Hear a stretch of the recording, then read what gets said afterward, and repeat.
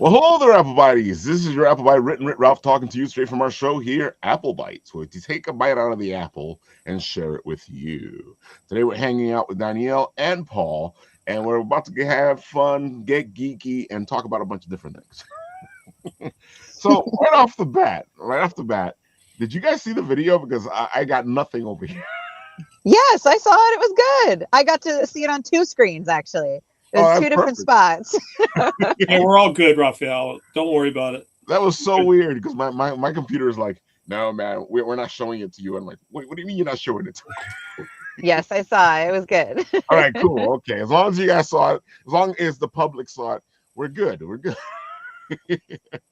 Oh man, I gotta say, this is the first weekend, Paul, that we've actually had nothing to do. I know. It's like it was quiet. Yeah, everything was like away. MegaCon, Frank was out there. There was a conventions close by, but we just weren't there.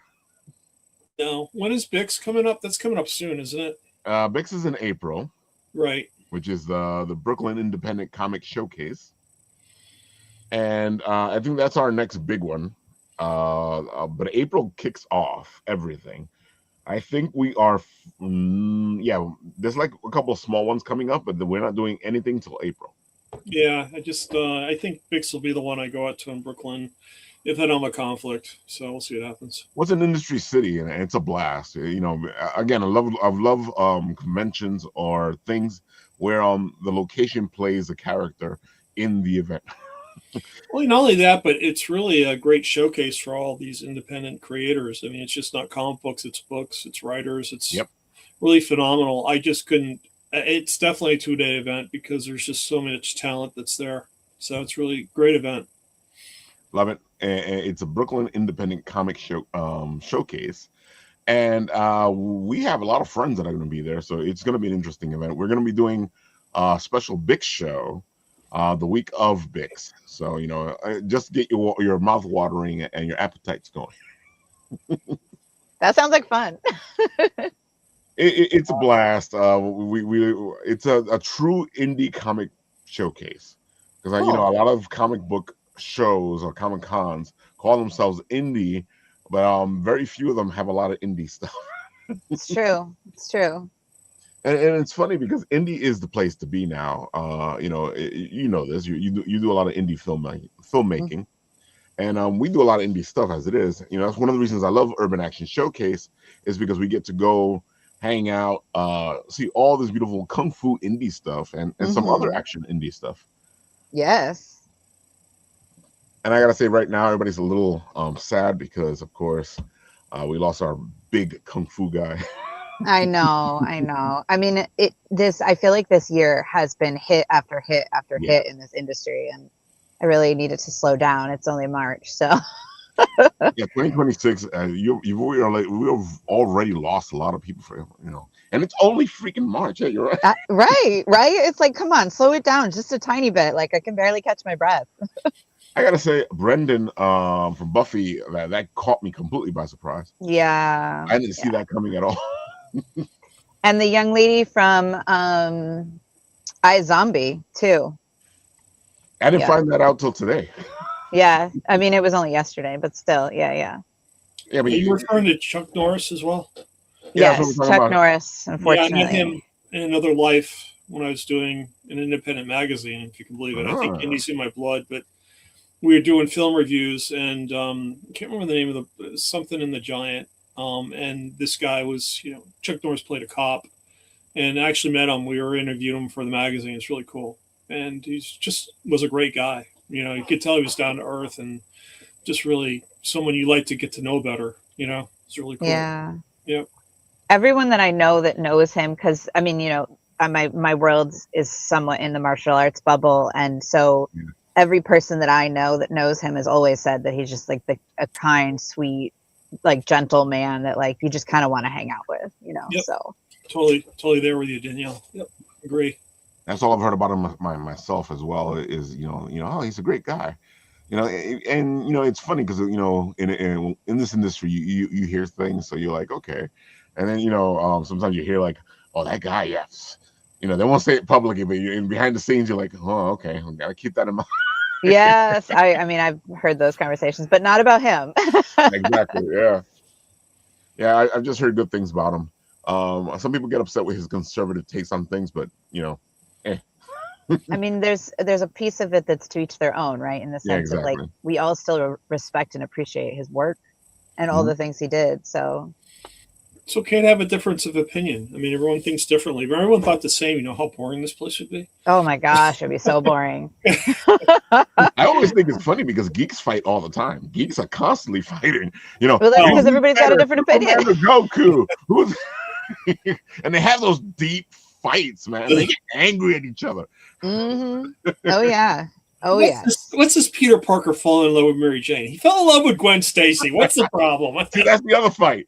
No. Oh he gosh, should be in love yeah. with Gwen. No, he should be in love with Mary Jane. Oh, go figure. And then See, we almost went off a tangent there, Danielle. I told you it doesn't take much. No, it's okay. It's okay. it goes all the way back because if we're talking about the movie space, it's the same thing, right? People get passionate about their movies. Well, I mean, it's funny because it kind of all goes together, right? So all the action hero movies are generally based off of most graphic novels and things like that.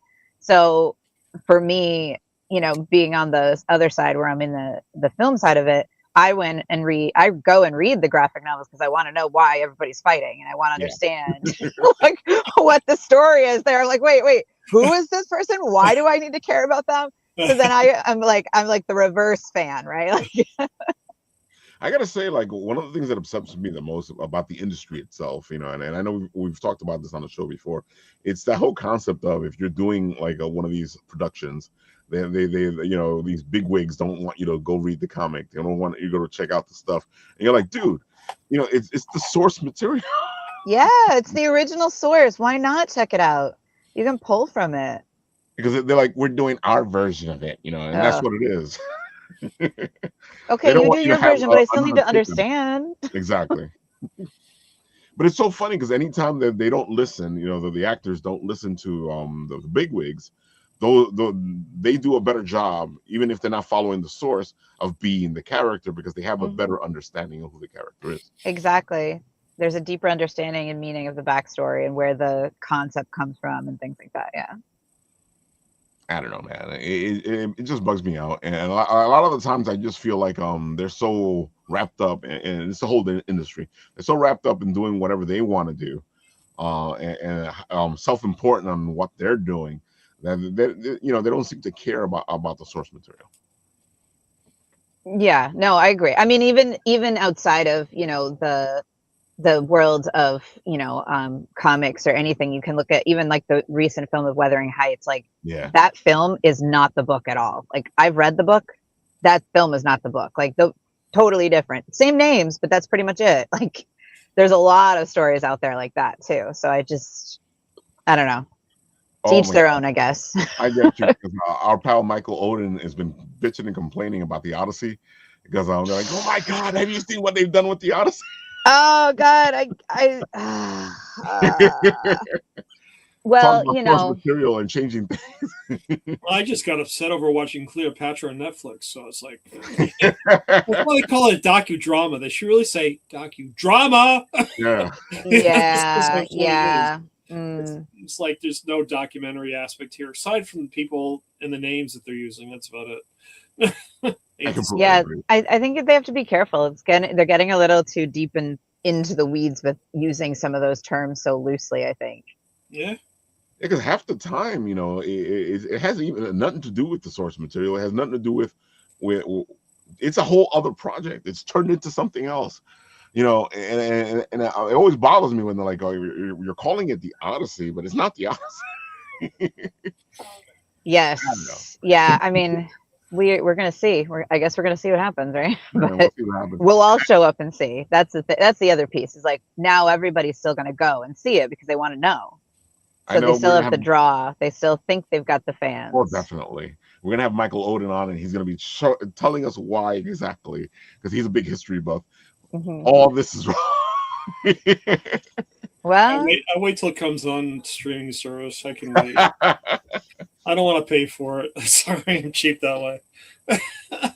I mean, from being in the industry, I definitely still like, there's certain things I'm like, okay, I will buckle down. I'll pay the $25 or whatever to go see it in theaters because it's meant to be seen in theaters. You know, some stuff I'm like, I can wait for that stream. But there's other things where I'm just like a big film like that. I feel like you kind of have to see it in theaters to get the full effect of it all.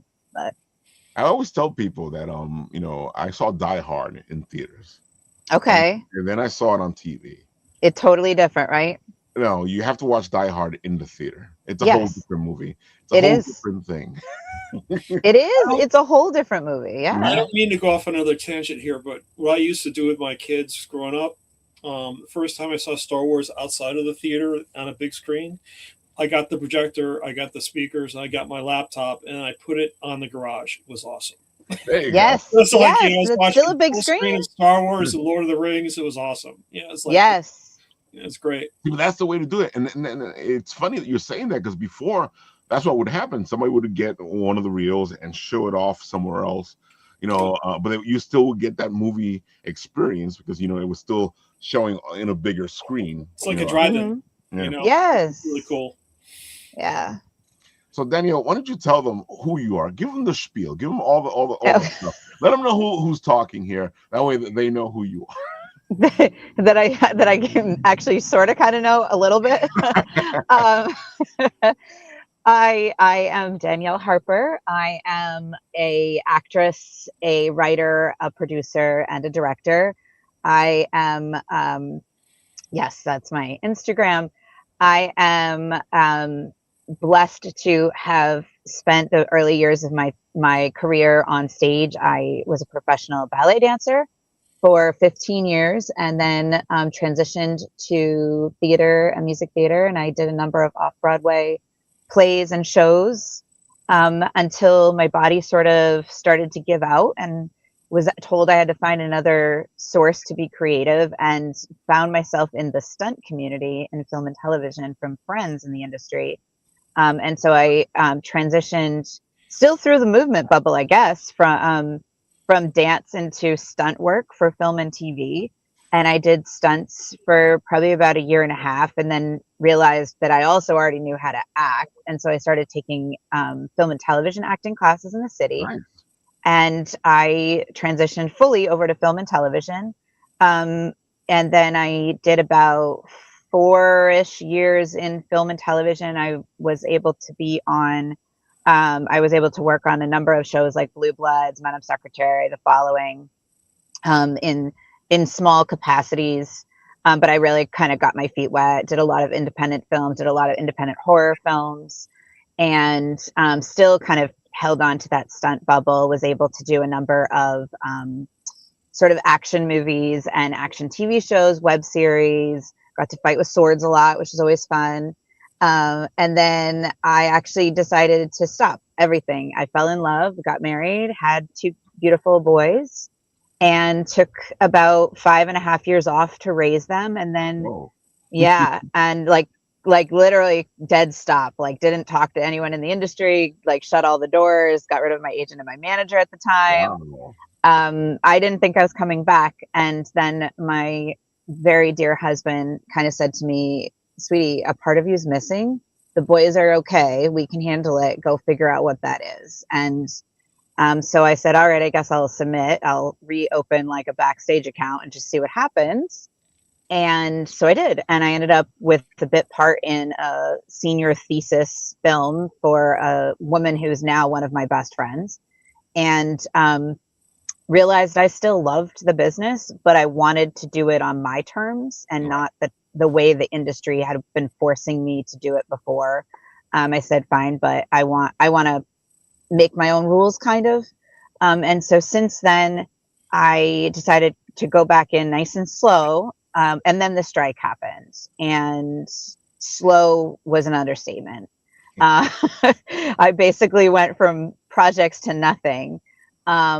And I, said, okay, fine. If the strike is happening and work isn't there, let me create it myself. And so since then I have opened 3 Chicks. I'm one of 3 Chicks in the 3 Chicks Flicks production. So I now own a production company, or a third of a production company. Nice. That centers around women in the industry. So we specialize in female-driven films.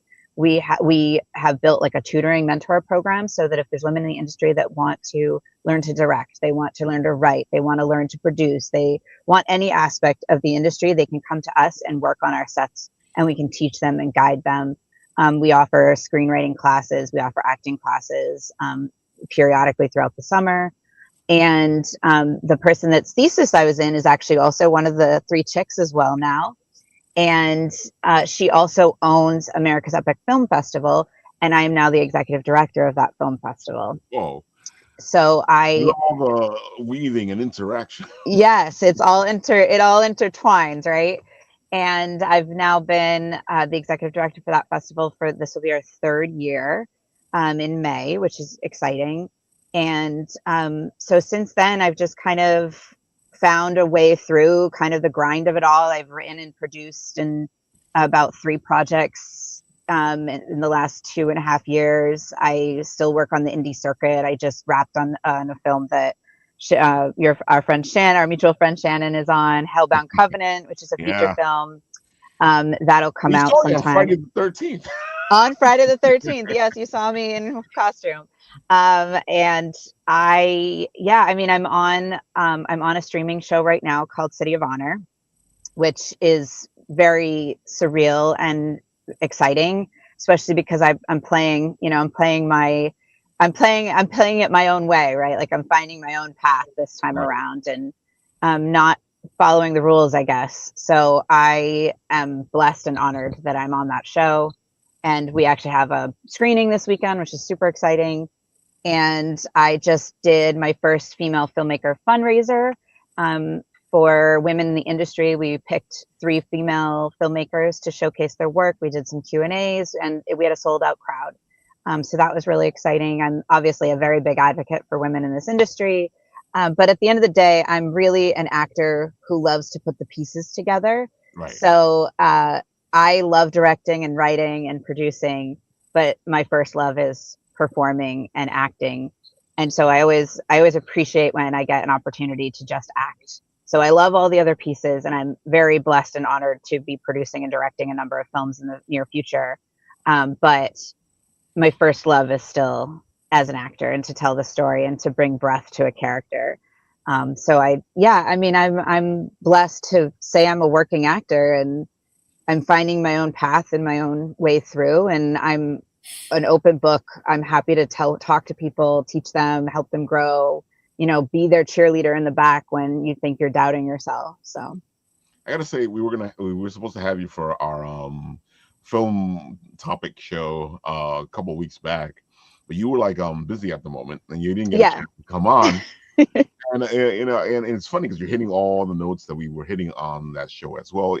Where it's become an indie world. It has. If you want to do something now, you just do it. It's not like before where you needed amazing equipment, you needed all this stuff. Now it's come to a level where you have minimal equipment, you can still make something.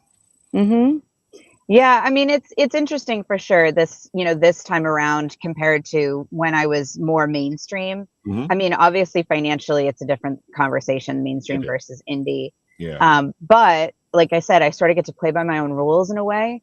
So there's freedom in that, and I'm being able to explore roles that I might not normally. Like in the mainstream industry, I very much become typecast, and in indie industry, I kind of get to play, like in Hellbound, I was playing the role. The character's name was Mary, and she is the wife of a Vietnam vet, and she's very like wholesome and loving and so gentle and kind for the most part. I mean, it was, the 70s were a bit rough, but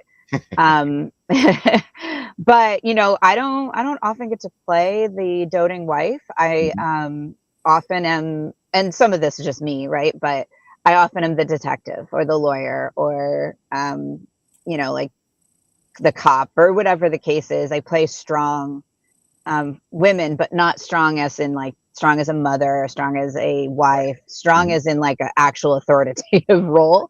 So it was nice to just be somebody's wife and just feel happy and sad and all those things. So it's the indie world does open some doors. I just wrapped on a film this past weekend that actually is going to hit the circuit soon, and that was similar. It's a film that is a little bit of paranormal, little bit of really deep connection to family ties and emotion, and a want and a need to be connected. And it's been kind of fun, to play other things, and then I still get to write my own stuff. And I wrote a movie called We Three, and I'm a witch, so the fun stuff, man. yeah, that's fun. And I had all the tattoos and the hair to go with it. So, but it's funny you're saying that, but it's true though. When it comes to indie stuff, you get to play more, because the industry does tend to go, this is what you are, and that's all you are, even if you can play other parts, and it gets kind of annoying. It does. I mean, don't get me wrong. I actually love being a detective, and I love being a lawyer. Like, those are definitely my cups of tea for sure.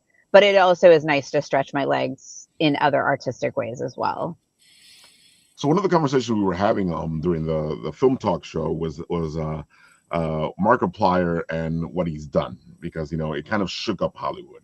You're not supposed to be able to succeed without a studio. Yeah. And he's kind of shook everything up. And it's just, I love this moment. I love the fact that we can actually do this. We can go out there, because it wasn't like this before, No. Before, you had to go through the system. And if you were in indie, you still had to go through the system, because indie itself had its own system. Correct. Yep.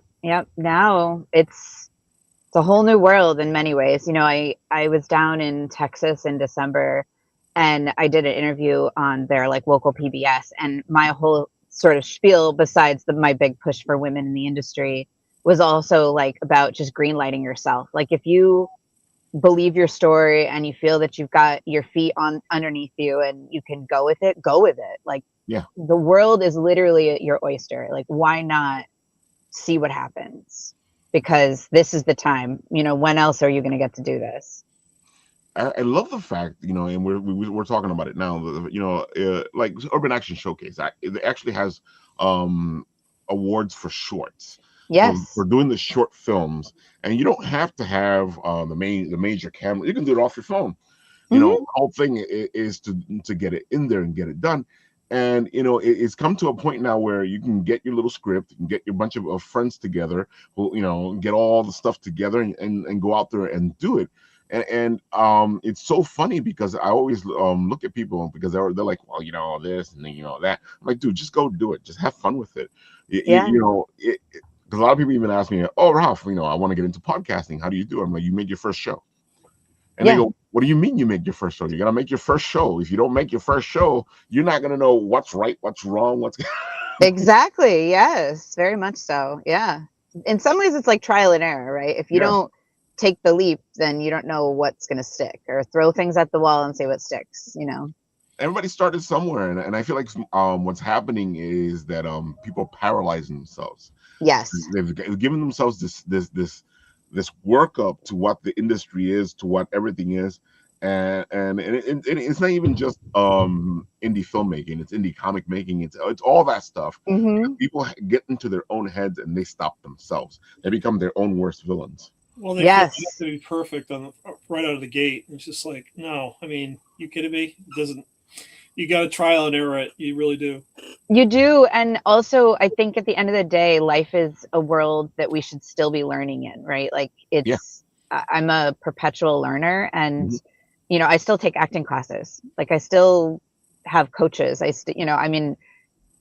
a working actor, but I still go to class. I still do the work. I still practice, and I make mistakes. None of it's a perfect world. So I also feel like, besides the fact that you're doing this with your acting and all this, you're also deciding, well, let's do other things. Let's broaden the horizons. I feel like you're giving yourself opportunities by taking as many opportunities as you can. And I also feel like some people decide that they're going to pigeonhole themselves into one place. Yes.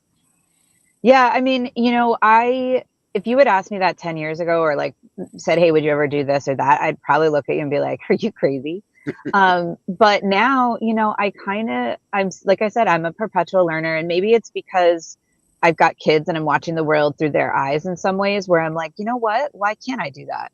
Or why shouldn't I try? Is it going to be perfect? Maybe, maybe not. I don't know. Like, but if I don't try, then how am I going to know if I like it or not? Like, there's pieces of this industry that I know. And if someone called and said, hey, can you come to set and PA? I can do it, but do I enjoy it? No. Like, I would do it if a friend asked because their friend is asking, but like, that's not the job I'm going after. But if someone called and said, hey, I want you to direct something, I enjoy directing. I'll direct a movie for you.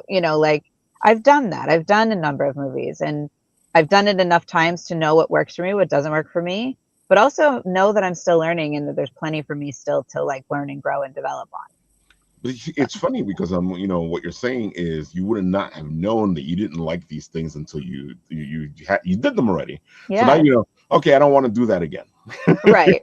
Or it's like, okay, like you kind of like what you said, you get a bunch of your friends together and make a movie, right? Like, many of my friends still live in that bubble, and it's not quite guerrilla filmmaking. It's like just slightly above whatever that is, and they'll call and say, hey, I'm on set, I could use an extra set of hands, and if I can, I will, just because it's friends. But if it's a random person I don't know, chances are I'm going to say no to the roles that I don't enjoy doing.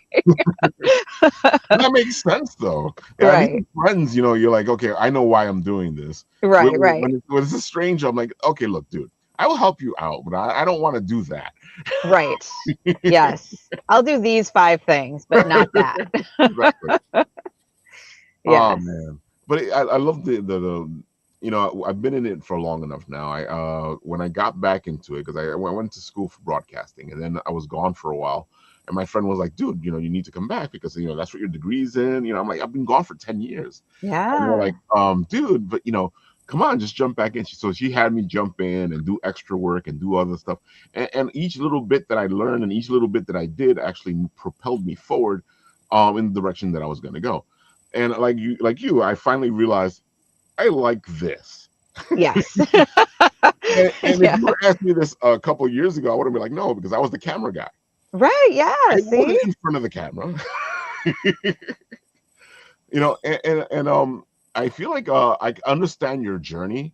Because I was about to ask you about Urban Action Showcase and what led to that, but then as I heard your journey, the pieces make sense, right? Like, oh, okay, so there's all the pieces, and that's how she ends up at Urban Action Showcase. Yeah, well, so even more deeply than that, Demetrius was one of my trainers. Ah, there you go. Yeah. It all comes together, folks. Yes, and he actually connected me with Lamard, who does graphic novels and a lot of like AI, and graphic design stuff. And he wrote a show called Genocide, which we went to Comic-Con to represent. I love it. And again, we go back to what we were talking about earlier, all these connections, all these things. Yeah. And it's funny because people look at all the industries and they try to keep them apart. But they shouldn't be. No, because the more I've done this, yeah, the more I'm like, it's all freaking connected. Even when you don't think it's connected, it's all connected. Yeah, no, it is. It totally is. It's so funny because I oddly enough, I do like graphic novels and I have my own little mini collection. And I used to go to Comic-Con when I first moved to New York when I was just a dancer and not like associated with the theater, or I was associated with theater, but not like film and television. And then I stopped going because I couldn't afford it. And then, I ended up in stunts and I ended up working, I was there as talent for shows that were at Comic-Con. And I'm like, this is weird, but like full circle, come back around, and like, it was cool. Yeah. And it just, people don't know that sometimes people in the cons hire people. Oh gosh, yeah. Actresses to do bit roles.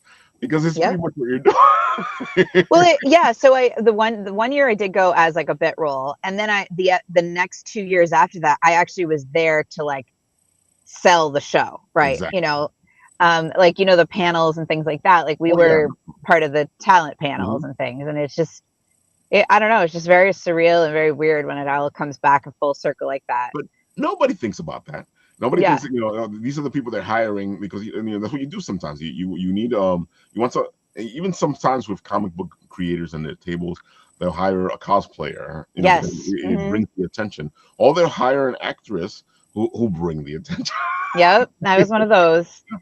But it, you know, it was cool. It was really cool. I met so many cool people. I met like a lot of Walking Dead guys and stuff like that when I was doing Comic-Con, and when they came out with the new Ninja Turtles and the new Power Rangers, like all those shows that came out again after the 90s, you know, I was like, wow, full circle. That was my childhood, and now I'm watching whatever the next generation of it is.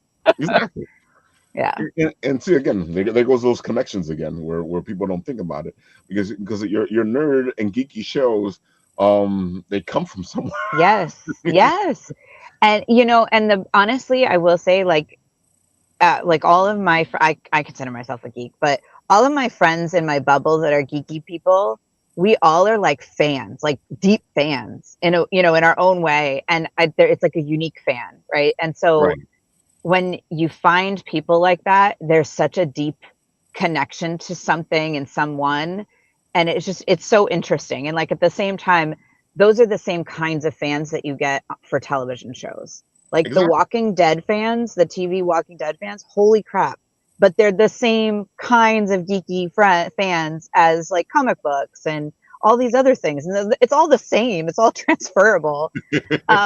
You know, so it's interesting, you know, and I think it's all so much of the same. Like if you can buy into a story, whether it's on paper or on TV, then you're a fan and you're somewhat of a geek because you're going to study that and learn that and know the ins and outs of it. Like this is how bizarre I am. I'm like a Star Trek fan, like deep, hardcore Star Trek fan, but like the original.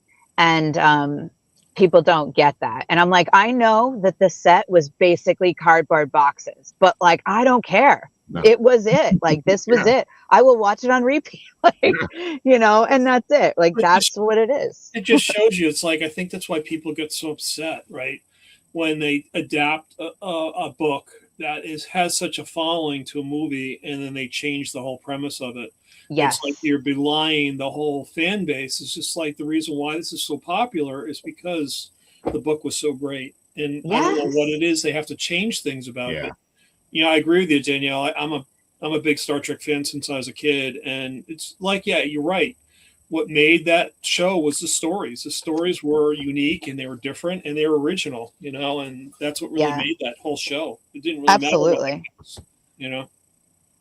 See, but again, it's this whole I don't know. I feel like people are always trying to put you into these little boxes. It's not even big boxes. It's little boxes, and because Danielle, you are who you are, then you're not supposed to like Star Trek. I'm not, but I do.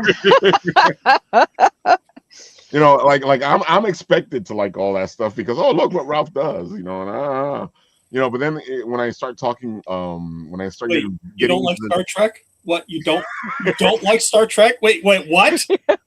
I drove you to Terrificon. You don't like Star Trek? What?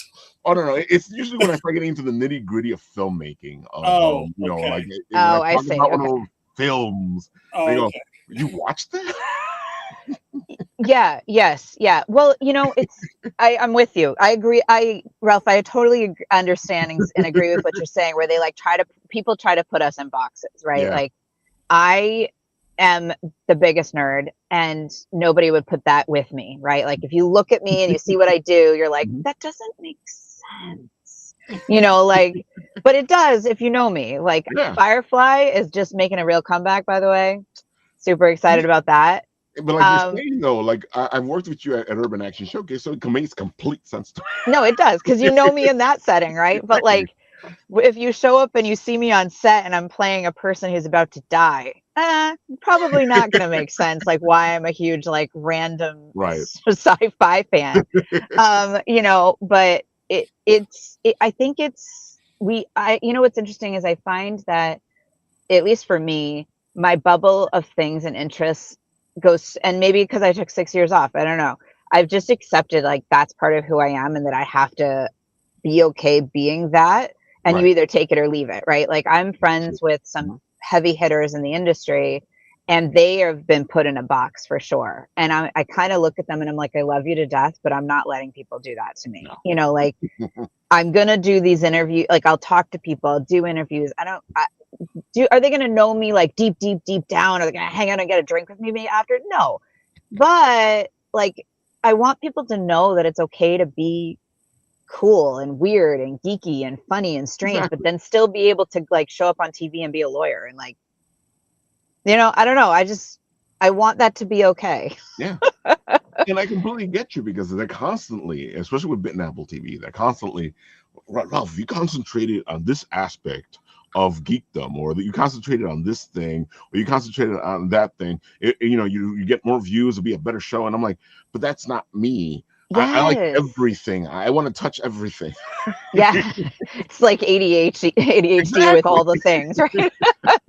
You start doing that crap, I won't be on the show anymore. Oh, so that's another thing though.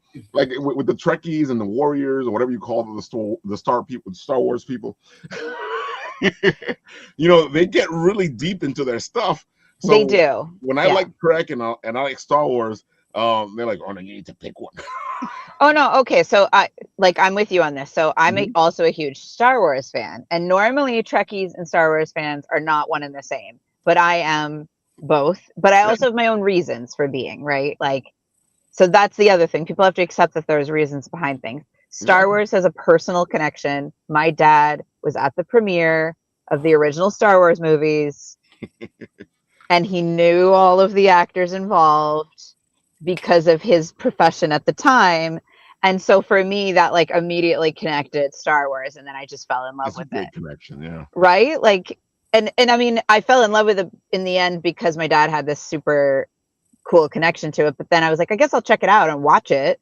And then he brought me to see it in theaters, and I was like, wow, like, you know, whoa. And then at the same time, you know, I became a Trekkie because who doesn't want to be a Trekkie? Come on. Like, I think there's caveats to everything. It's like, I agree with you, Danielle. I love Star Wars, I love Star Trek, with the following caveats.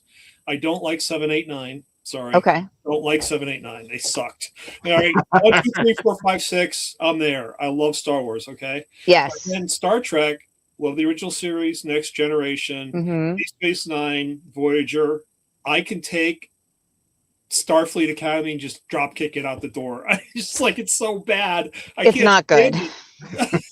When I saw it, so you know what's funny about that actually? So I, you know, as a Trekkie, I'm all in, right, all the way through, even Deep Space Nine, which, you know, people have mixed feelings about, right? But when I found out about Starfleet Academy through a casting notice. I didn't know they were going to do it. And I saw the notice go up on breakdowns, and I was like, oh my God, I need to audition for this. Holy crap, I can be a like, I just was like, where's my uniform? Let's go. Like, and then I read the synopsis and I was like, I can't do that.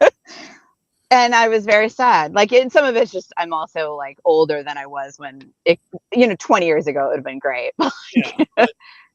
I understand why they're doing it. They're trying to build a new generation of Trekkies. But you don't have to. I mean, that's the whole point. I mean, it's like, even Strange New Worlds is phenomenal. I just love that. It was you know, really good. Great series. And it's using the old characters just in a new way with good stories, you know. So yeah, no, that was a really good series actually. I wish more people saw it. That's the only downside of things, like the way the industry has shifted.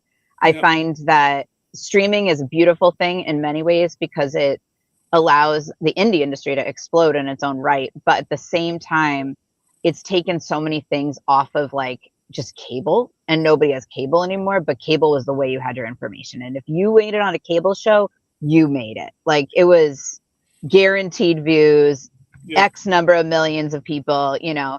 And now I don't know where anything is anymore. I mean, I probably have like 5 streaming platforms plus cable. Like, I don't even know. But that's the downside. Like, I talk about, Strange New World, and people are like, I don't know what that is. I'm like, no, that's not okay. You don't know what that is. Like, Yeah, it's really a great series. It really is. it is. It is. But you know what it is? I also find that, forget the bad shows and stuff. Forget that. I Okay. also find that people are just stuck on their stuff. Yes. And they, they don't want to see the new stuff. Yeah. Yeah. And that's what I'm saying. We got to forget the fact that some of these shows suck. But that's one of the issues is that you don't have these older people going to those shows. But at the same time, what ends up happening is, and here's the kicker. These people have been introduced to these worlds through these shows that we think suck. Mm-hmm. That's their shows. Mm-hmm. That's their entrance. And they look at these shows and they came into whatever as the same way we looked at our shows or our movies when we saw them. Yes. And I feel like what ends up happening is that the haters in our department can't fathom that somebody likes this stuff. I know. But I mean, so here's the thing too, though, and I'll be probably the first to say this. When I watch Star Trek now, I watch it more for nostalgic reasons than actually being good. Because even though the stories are fun and like the concepts behind them are great, the acting isn't great. But it's so funny. The sets aren't great. It's always been that way. No, it's always been that way. But like, I feel like with where technology is now, it's like so much more obvious too. It is. Like literally Star Trek was basically cardboard boxes. Like, and that's cool. Like, I still dig it, obviously. Like, I'm all for it. I teach my children how to build like rocket ships out of cardboard boxes. But it's so funny that you're saying that because I forgot what I was watching. It was something on Disney. It's some kind of new sci-fi show that they have, and I had the TV on, and I went into the show, and it's kids. It's like a Power Ranger type show. Oh goodness, okay. And I'm passing by, and it catches my attention, so I look at it for a minute, and I'm like looking at the acting, going, what? And I've watched Power Rangers, so I'm Power Rangers isn't the best either. Exactly. Yeah. Mm-hmm. But these kids are like all like, and I'm like, okay. Yeah. And I'm like, okay. And then I feel like I'm being bad because I'm like, oh, they're just kids. They're learning their craft. But at the same time. Yeah. I mean, as a child, Power Rangers was like towards the end of my childhood, like the original Power Rangers. And so I liked it for the fact that it was cool that they had people fighting on a TV show in that same, like in a ninja capacity. Yeah. And like, that was cool. And I definitely wanted to be a Power Ranger, and pretended that I was for a while. But at the same time, at no point in even as a child was like, wow, they're great actors. Like, and I was in the bubble. Like, I wasn't necessarily a film and television actor, but I was a dancer and a theater person. And like, I knew acting, and I knew even then that wasn't why it was good, right? Like, it was good for completely different reasons. So I also think there's that. Oh, you know what? It might be Thundermans. That might be what you're watching. No, it's not Thundermans. Oh. But the acting there is kind of weird, but it's not Thundermans. I only thought of it because my kids watch that too now, and they're like, "Oh, this is cool." Dinosaurs and a link that happens with the dinosaurs. I don't know. Super weird. But like Power Rangers redone. Who knows? Like that. So I think it's important that we also look at that stuff for what it is, right? Like, maybe that's not, people are probably not loving it because of the acting. They're probably loving it for the other weird sci-fi components. I definitely, as I was sitting there watching this going, as a kid, I probably would have been like, oh, wow. Yes, yeah. Because you're connected to the dinosaurs. Yeah. But it's so funny, though, because I'll watch cartoons now that I used to watch as a kid, and I'm like, why did I watch this? Oh, see, I'm the opposite. I watch cartoons I watched as a kid, and then I watch the cartoons my kids watch, and I'm like, why are they watching this and not this? That's a whole other story. I'm gonna say like it's not all the cartoons, folks. There's certain cartoons. Like I was watching Super Friends the other day ago, and my brain was sitting there going, I remember this being way more badass than this. I remember this being much more it's animated. Information overload. Come on, guys. I mean, when we grew up, I mean, when I'm dating myself now, 3 channels. That was it, man. 3 channels, and then usually one was so lame you had 2 channels, and that was it. And, Yeah. you can flip around to 600 stations and find something else to watch. That is true. That is true. But that's also why there was such a strong fan base. Yeah, there was. Yeah, and I think that's what you could watch. Yeah, I think it's like a good and a bad thing, right? Like that we have all the choices now. It really spreads everything out. It spreads the viewership out. It spreads the fandom out. And not that long ago, like 10 years ago or less even, we only had cable and then YouTube. Yeah. And before that it was just cable, So, yeah, no, I mean, I make my children watch Scooby-Doo. I love Scooby-Doo. To be honest with you, I force-fed my kids Gilligan's Island. What was the other one? All the shows from the 60s. Gilligan's Island, I Dream of Jeannie. I mean, the best one was my son was in film class in high school, and the teacher says, okay, we're going to show Young Frankenstein now, right? And then the teacher goes, does anyone know what Frau Brücker means? And my son instantly raises his hand. It means glue factory. And she looked at him and was like, how do you know that? Yeah. Like, I've been watching Young Frankenstein for the past 10 years. How would I not know that? It's just, there's so much great stuff that just kids aren't watching that is sad, So, I was actually having this conversation recently with somebody. And, I was like, dude, I feel like when we were kids, we had this knowledge of all this stuff that came from beyond our years. Yes. And, I feel like the generation now doesn't seem to have that anymore. And my friend was like, well, you see, the difference is that before you didn't have as much stuff to watch, like we're just saying right now. Right. You only able to watch certain things. I feel like she was saying that now they have all this stuff to watch, and they got to watch their stuff, and then they got to watch that stuff, and most of the times what happens is you stay watching your own stuff. Yeah, no, it's true. It's true. So when my kids start fighting about what they're going to watch, that's when I'm like, okay, well, we're going to watch Mommy's show. And then I literally put on like Scooby-Doo, but it's like the Scooby-Doo from the 70s. Right. Because that's what I grew up watching. Right. And then every once in a while, they'll be like, Mommy, I think there's a newer one. And I'm like, so? But, and it's true. There's been 1,000,001 different versions that have come out through the years. And some are cool because they've been upgraded in their animation and things like that. But I love Mystery Inc. Mystery Inc. is so good. My oldest, he's 7.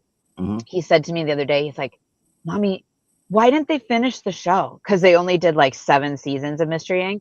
And he's like, there needs to be one more season. Because he's totally bought in on Mystery Inc. now.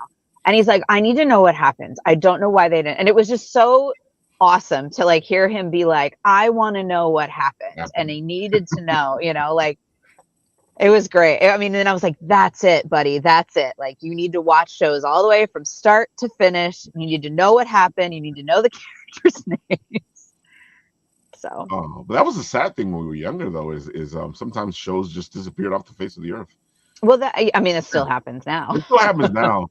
But it was different back then because I feel like that back then, and it's kind of the same now, but at the same time it's not. Because I feel like something would disappear and you never saw it again. Yes, because now you can at least find it in a like rerun or like somewhere streaming. Yeah. Well, like Firefly, right? Like I'm a huge fan of Firefly. That was only one season, and it should have, and it felt like it was 1,000,000, but it should have been. It was written to keep going, and then it just ended. And now you can watch it, but it's been however many years, and it's just Firefly animated series. I haven't seen it. No, not gonna lie. Yeah, they're working on it. Oh, I'm like, I haven't seen it. They got the crew back together. Do they? Well, I also heard that because of the resurgence of Firefly in general, they're talking about bringing the show back some way, shape, or form. right now the animated series, but I feel like they're trying to head back in that direction. Well, it's similar with like Avatar too. Yeah. You know, like Last Airbender, not Avatar the but you know, it's a similar bit with that too. We made my husband's into like more of the like anime Japanese kinds of stories and stuff, and because that's what he grew up watching. So we kind of have this like cross pollination of like those kinds of concepts and stories, and my like weird Scooby-Doo-ness. And so it's funny because we get the kids into these things and they're like, wait, what happened to the rest of the show? And I'm like, well, it just ended. Like, that was the end. And they're like, no, it can't be. So I'm like, well, I heard they might bring it back. So now they're like waited with bated breath to see if it ever comes back. That was the same thing with Avatar. They canceled the show before they were supposed to cancel it. So you only got 3 books instead of the 4 books you were supposed to get. I know. Made me sad. Yeah. But yeah, now that we're like all like sad and, you know, nostalgic about all these TV shows that don't exist. But see, that's what the big industry like loves, is the fact that we're stuck on this stuff, because then they go, we're gonna give you another version of this stuff. Oh, I know. I also hate that too. I hate like the million remakes of everything. But you know, I mean, like there's shows that if they ever remake, I will like throw things at the television. You know, like MASH should never be redone. That was MASH. That's the end. It's over. It's done. It was one of the best shows ever. Could be a movie that I wouldn't hate, but the show. That's usually the remake of the movie. So yeah, that's what I'm thinking. I'm like, are you remaking the movie or are you trying to remake the show? Yes, but you know, so I'm sure you've heard that they're going to make a Murder, She Wrote movie. Yeah. So I am also. Why? Yeah, I don't know why. I don't know why, but I'm a Murder, She Wrote fan, and I literally watch that like not since I was a child and always have, and it's my go-to. Like when I don't have anything else to do, that's on in the background, right? I know every story. I know what's going to happen. Yeah. I've seen them 1,000 times. I don't care. That's me with the original. Angela Lansbury's place. Why? Right. So Jamie Lee Curtis is going to play. Yeah. That's what I heard. So I'm sad about it. But what I was telling, I know somebody who's involved in the production, and I literally said, why would you try to replace Angela Lansbury with Jamie Lee Curtis? Why couldn't it be yes, fine, bring this story back, but why can't it be like her long lost cousin goes to the house to clean it out and they find her stories and she tells the story? It doesn't have to be JB Fletcher. But they were like, nope, it's going to be. And I'm like, why? With Matlock, you know, I was like, I heard the show is pretty good, the new one. It is actually really good. Yeah, and it's nothing like the original. Exactly, it's not Matlock. Different than the original. That's the whole thing. It's not they're trying to recreate the original Matlock. You know, it's like with Andy Griffith, they actually created a new series with Kathy Bates. It was awesome. Yeah, and I think that works, right? Like, but it doesn't. If you're gonna take a name like that, Magnum PI. Or Hawaii Five-O. Yeah. I mean, to try and, I don't touch Hawaii Five-O, Jack Lord. Don't touch it. Leave it alone. Oh, they did Hawaii Five-O. I love Hawaii Five-O from the 60s. They did a whole new series, Hawaii Five-O. They did 5 seasons of a second Hawaii Five-O, and I actually know people, so it's hard. That's the other thing about the business, right? Like, I watched it because I knew actors on it, and I was like, yay, go you! But my heart was breaking a little because it's not the original, and they can't make it be the original. And but they still, it felt like a whole different show. It did, and that's the thing. That has to feel different. The only things that really stay the same, and this is similar to Matlock too, was like the soundtrack is the same. Oh yeah. Dude, there's a show on right now with a private investigator. I think it's called Decker. I think. That's the new one. Yeah. Right. It just came out. I feel like that feels like more like Magnum PI than the Magnum PI show. Yes, I agree with you. I've only watched like one episode, but I feel like it's more in the vein of the original Magnum PI with Tom Selleck. And then the one that was just out with whatever his name is. He was. I mean, he's a good actor. He just isn't Magnum.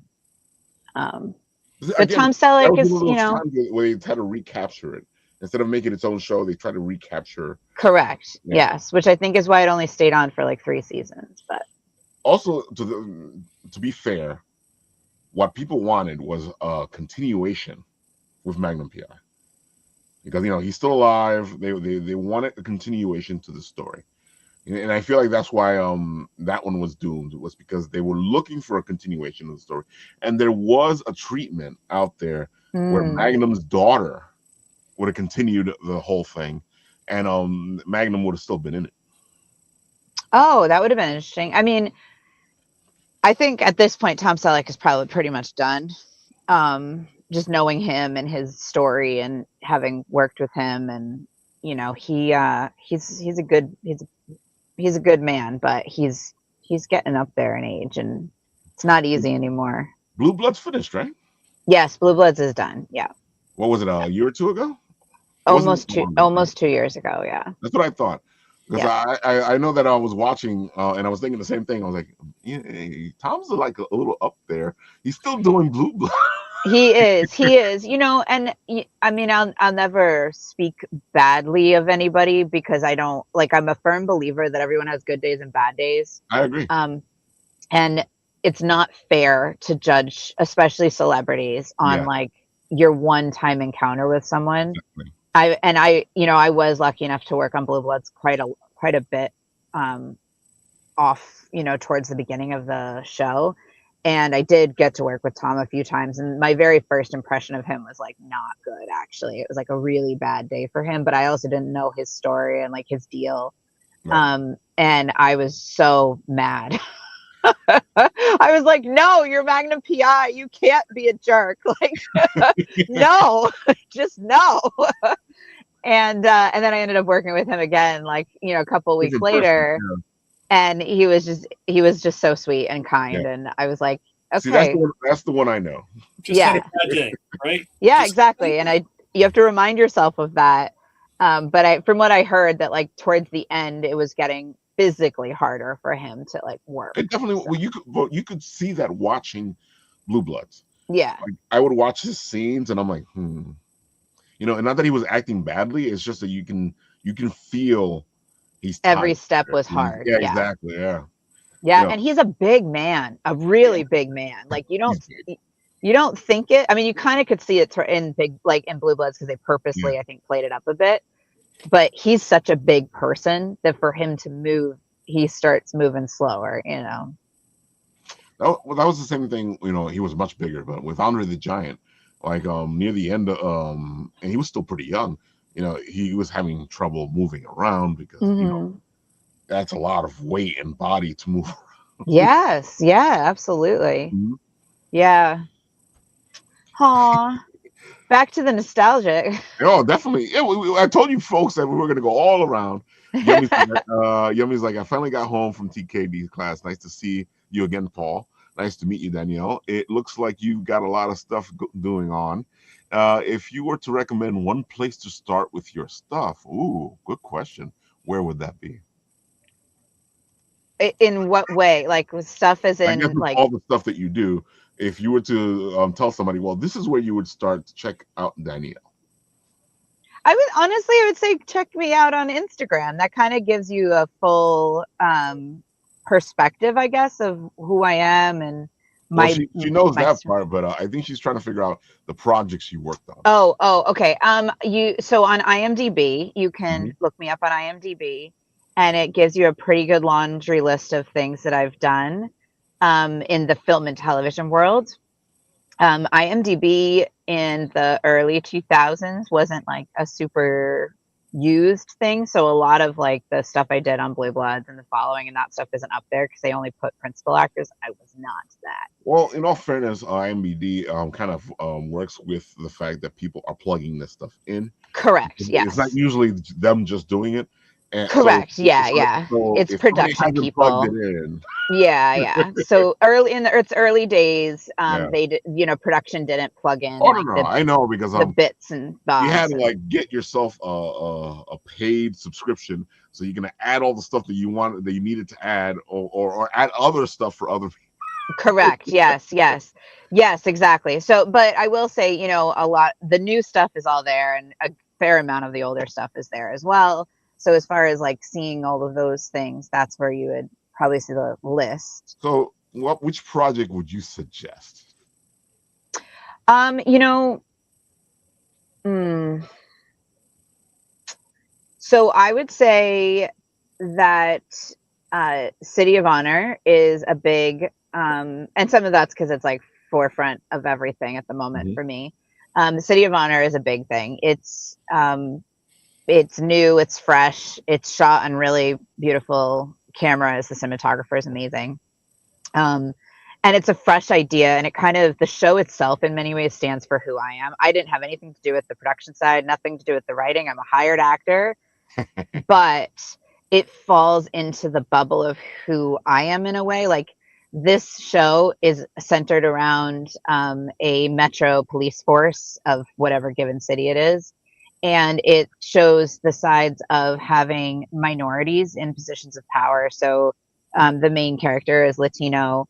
The DA on the show is African American. And then you've got me, that's like the mutt of the group. I'm mixed in all ways, shapes, and forms. And as the ADA, and there's there's another African American as a detective. There's like, the show itself is supposed to encompass the real world that we live in, Right. instead of the world that's portrayed on television, as far as like the roles that people actually play. Like, it is more than possible to encounter Latino, African American, any color, any shape, any size, detectives, police officers. Same thing with lawyers. All of us exist. And I don't think that television does a good job representing that. And so this show on its own, that's what the whole point of the show in many ways is, to show the real world of what inner city metro police force and government system really does actually look like. So there is a major set of representation on that show. And so I'm honored to be on it. I'm honored to be one of the main characters on it. And to play a woman who has a lot of control and a lot of power. And the show kind of just unfolds. The first episode is out. It's Prime. It's on Apple TV, and it's on Tubi and Fossum. And the second episode is screening in Burlington County, down at the Regal in Burlington on Saturday.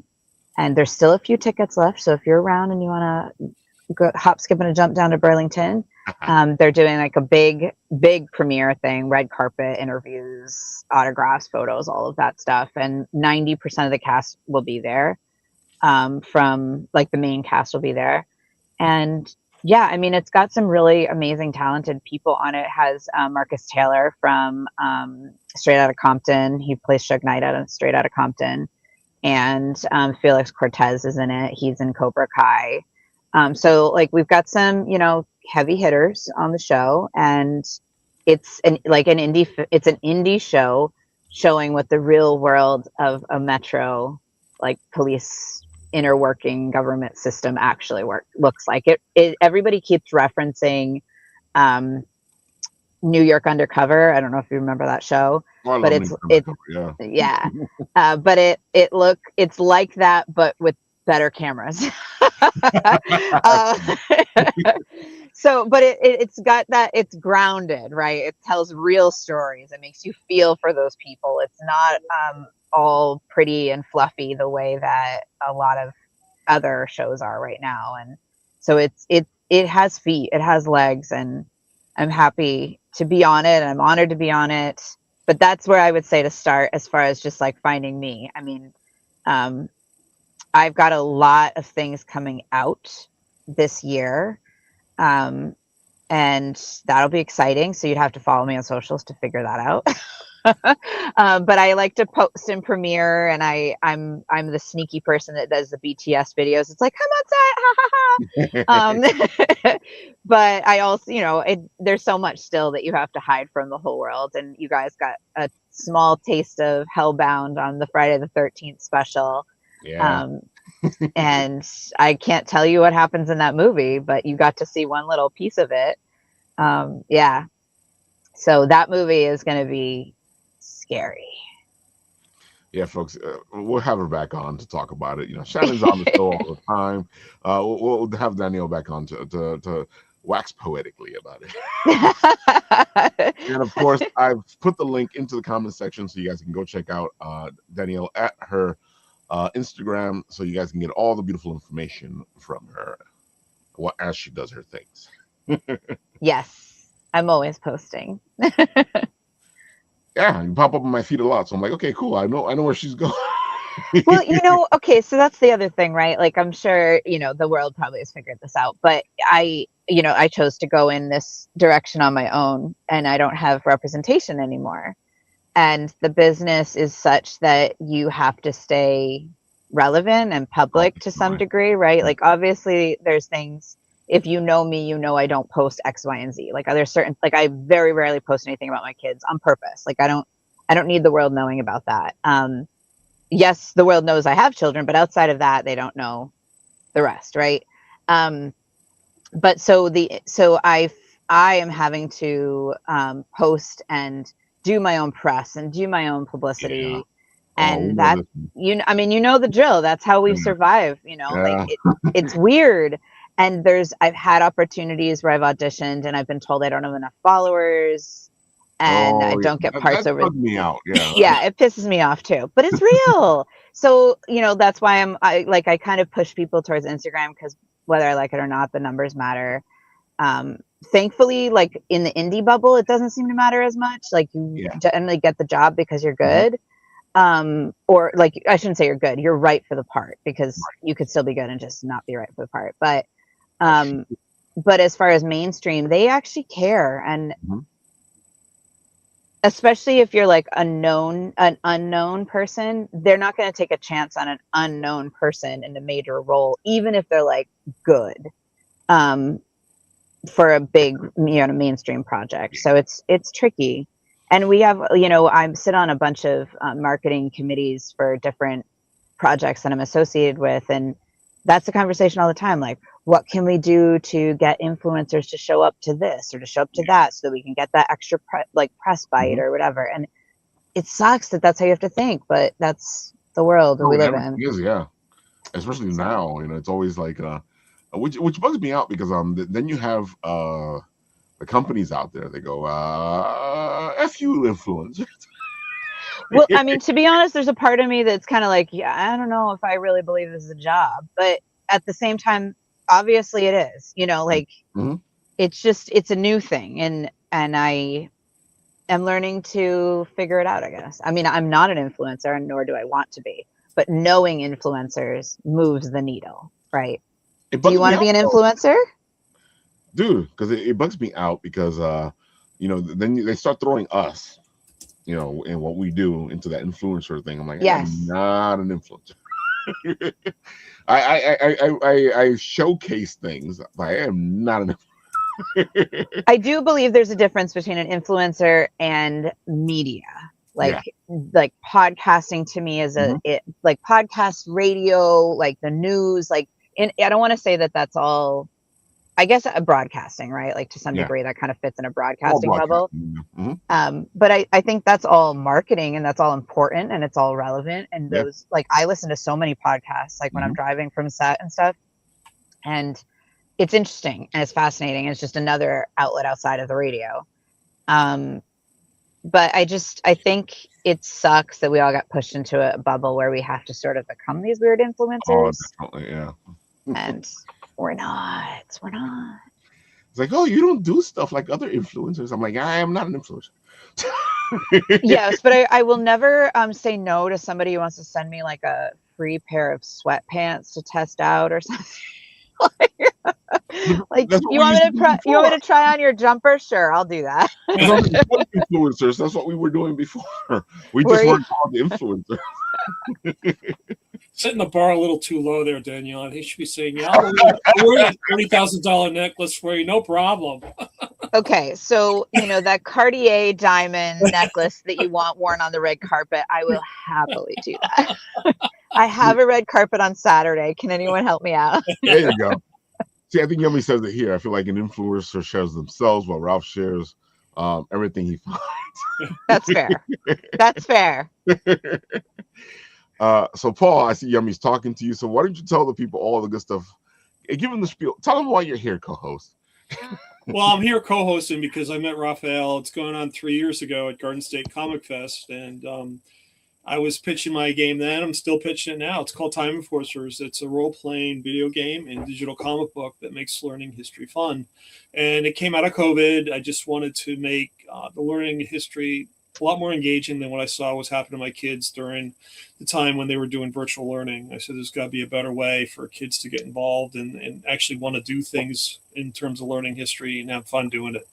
So the game is available in the app stores. Episode 1 is. You can download it for your Mac, your PC, and iOS.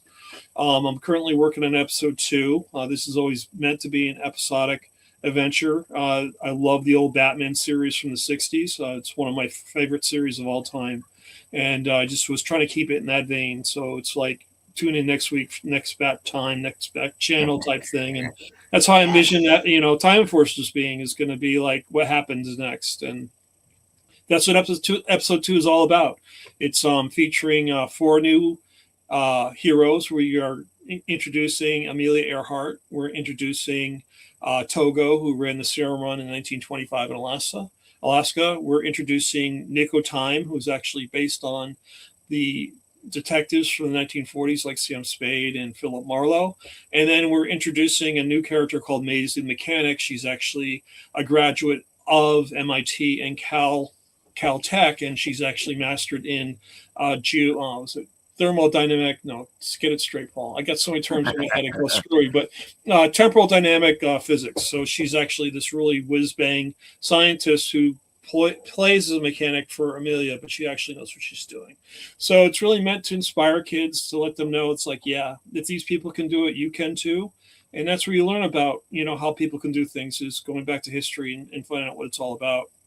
And so with Time Enforcers, it's meant to be a wild ride. It's a comic book. I have history as a basis. I really want to, base pretty much all the characters in some sort of historical aspect so kids can learn about it. But it's a comic book, so I like blowing the wheels off the bus and just having fun and doing, fun things with it. And that's where I envision this project going. And it really sucks hanging out with Raph because I go to these cons and go to Long Island Tabletop. I said, I could do a tabletop game too. Why not? I'll do that next. So in addition to, the video game, I'm actually doing a tabletop theme now too. And Rafael goes, well, how long is it going to take you? I said, I don't know. I just invented it last week. So we should be okay. It's going all right. And I just find it fun. I mean, what I love about it is I'm learning more about history that I didn't learn in school, that I'm learning on my own. And that's what I think is all about discovery and making this an opportunity for kids to have fun discovering new things. And it's getting back to basics. It's, learning the old way. I mean, when I went to learn about history, I had to go to the library and get a book. Now with the internet, you can pretty much find anything you want in an instant. So why don't you have more opportunities to learn about things that happened in the past? And so it's really trying to spark that imagination, the curiosity to want to learn more. And that's what I think is going to make better students and better, people in the long run, is just being more educated and less ignorant. And aside from that, I mean, part of with episode 2, I kind of ran into a problem. A lot of these platforms don't support the same video format. So I'm going to be animating all the artwork for episode 2. So I said, well, if I'm animating the artwork for episode 2, I might as well create a comic book as well. So in addition to the video game, I'm doing the comic book, and I'm doing the tabletop role-playing game. So kind of excited about that and just love it. It's really a lot of fun.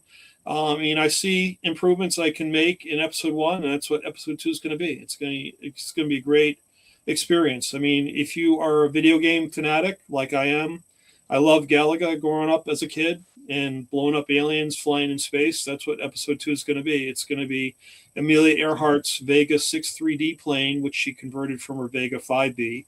And she's going to be flying interdimensionally through zones and blowing up aliens in space. It's kind of cool.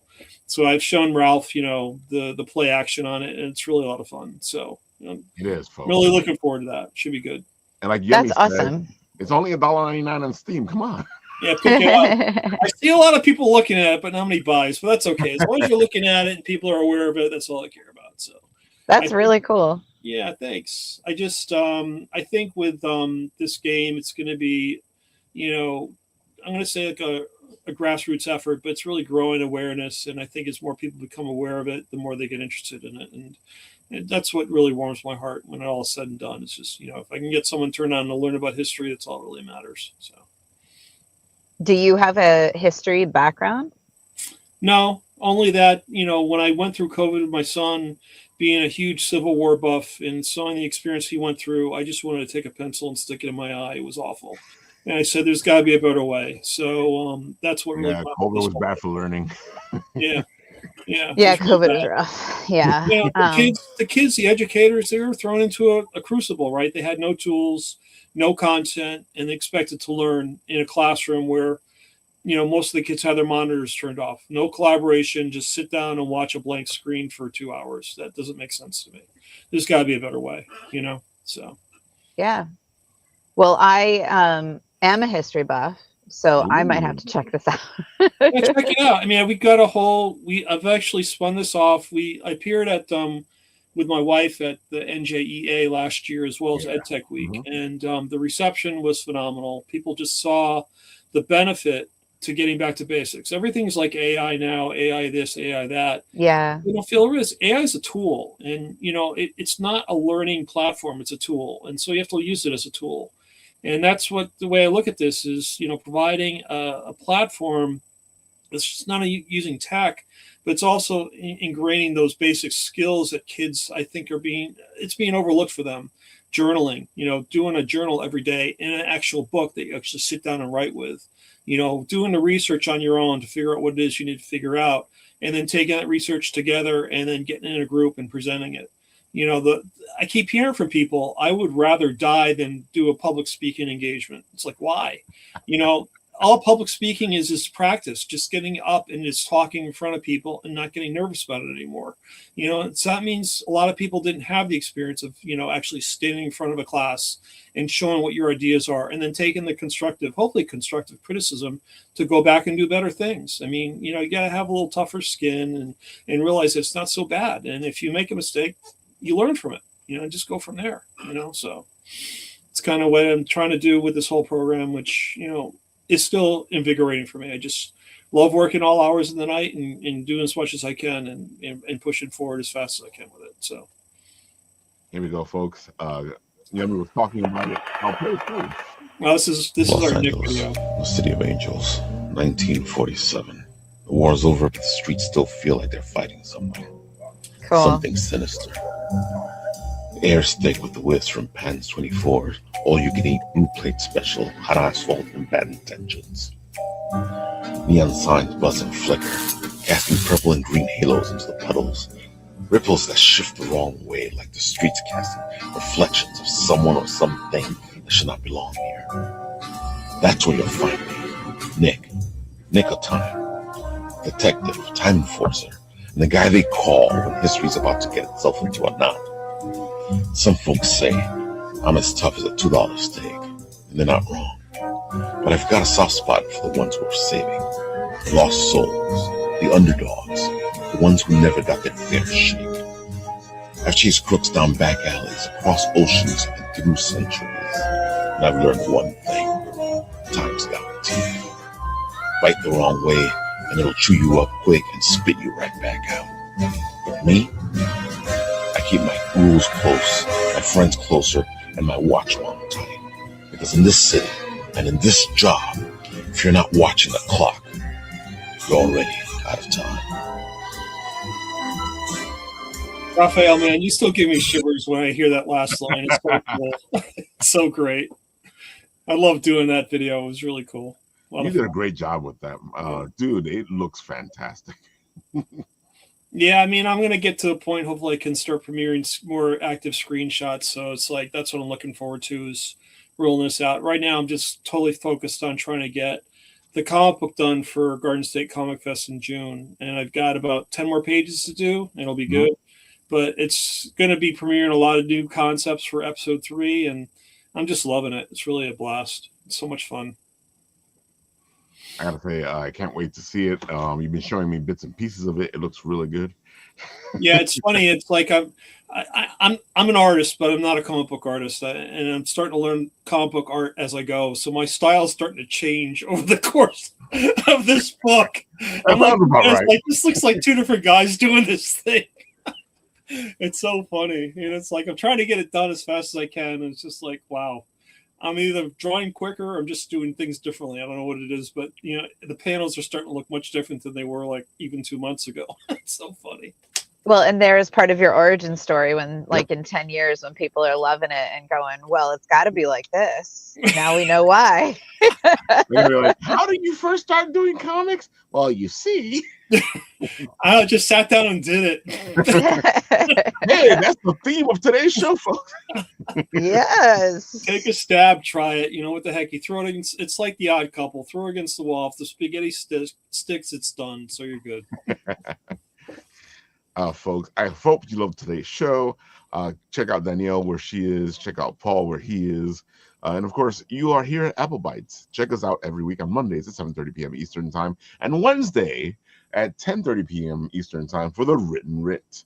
And this Wednesday, we will have the guys from Avita Comics, and DM Ray will hang out with us and be guest host. So why don't you join us on Wednesday at 10:30 p.m. Eastern Time and roll for initiative. With that, I will do what happens on this show, and I press which button is it? Oh, this button right here.